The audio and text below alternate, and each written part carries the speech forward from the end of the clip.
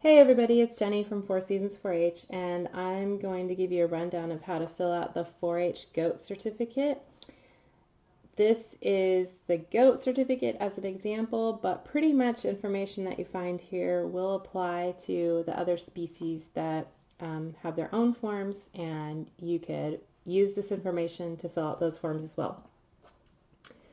For Washington State 4-H, these forms are available in two ways. They're available PDF. You could print them and fill them out by hand, or you can download a Word document with the certificate and type it up and put your photos in electronically. The Word document, it does have some formatting issues when you start to type in it, so keep an eye on that. If you would like to fill it out through Word and it's giving you a hassle, just save it how it is, fill out information, save it how it is, and send it to me and let me know that it needs to be reformatted. I'm happy to do that for you. Okay, on the top we have the county. For us, that's Skamania, because we're going to Skamania County Fair. And then in this section, pretty much information on the youth. So we've got your 4-H member, the address, town, zip code. You want to fill that out very completely. This is the record that they would use to get in touch with you. And a phone number. Again, I recommend an adult phone number on this page. Just works better for communication during the day or at fair. The name of the club and the leader's name. Name of the animal. This could be their registered name, like full, long registered name, or just the barn name that you use. Either way is fine. And then date of birth. If you don't know your animal's date of birth, please ask. Sometimes we have to guess a little bit if it's an animal that maybe was a rescue or adopted or whatever. Then we may not know the date of birth for sure, but we may have used a date of birth in the past, and we like to be consistent with those. So if you don't know, please ask. The sex of the animal, for the goats, it's going to be a buck or a doe. And then for other species, it may be buck or doe, maybe something else. Registration number, if your animal's registered with one of the associations. And then the breed.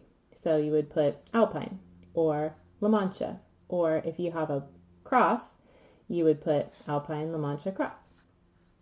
Tattoo, right is R, left is L. If you don't know the tattoo, ask. And if it's an animal that was tattooed before you purchased it or adopted it, I might have those records. So just let me know. And then the name of the dam and the name of the sire. That's the mother and the father. And I think most of you already know that. But again, if you're not sure, let me know and I'll look it up. Identification of the animal. Let's try to make this as I want to say streamlined, consistent as possible. So you can go onto your breed's website or your species website, the associations that register them, and take a look at what are the official names of the colors. Rabbits, those are really clear. The breed books and the ARBA website has lots of great information about color and patterns and that kind of thing. ADGA, which is the Dairy Goat Association website, same thing. They've got lots of information on what you call a certain color. So read those descriptions and see which one works for you. You can put that there. And then in this middle section is where you're going to put photos of your goat or other animal if you're working on a different certificate. These can be printed photos and we'll just paste them on, or you can send me electronic copies.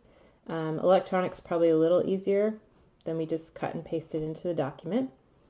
And then when was the animal acquired for your 4-H project? That might be the first day you started with 4-H. That might be the animal's birthday. Could be a different date, but whatever date you started with that animal, you're just going to put that there.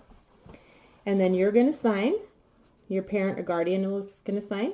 And then you need to get it to your 4-H leader to sign it. And we ask for these ahead of time so that we can look it over before we sign it, make sure it's all accurate, and then we copy it, so we have a copy for the group, and we will submit this on your behalf to the fair.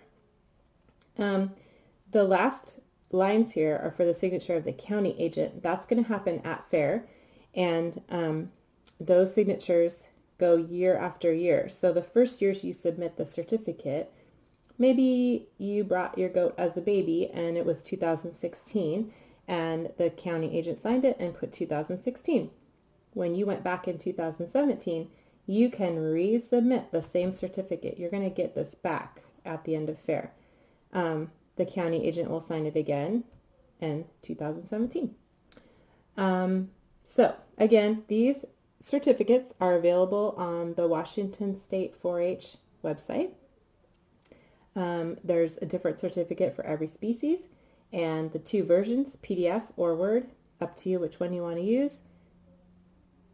So hopefully this little video has given you a good start on how to fill these out.